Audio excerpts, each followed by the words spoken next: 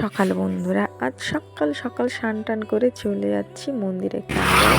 আজ হচ্ছে শ্রাবণ মাসের ফার্স্ট সোমবার, তাই বাবার পুজো তো করতেই হবে।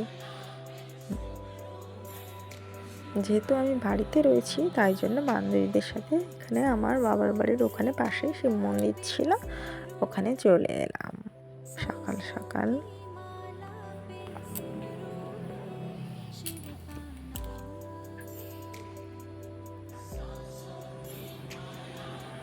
ওখানে আমি ফুল, বেলপাতা, চন্দন, আতপ চাল সব দিয়ে ওখানে সাজিয়ে নিয়েছিলাম। ঘটির মধ্যে সব দিয়ে দিয়েছিলাম। বেলপাতা বাবার মাথায় দিয়ে তারপরে মাথায় জল ঢেলে দিলাম।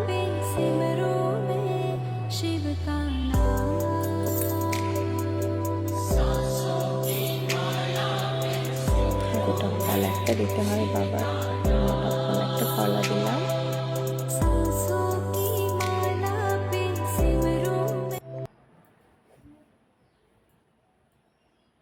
ধূপ ধরিয়ে ওখানে বাবাকে পুজো দিয়ে দিলাম।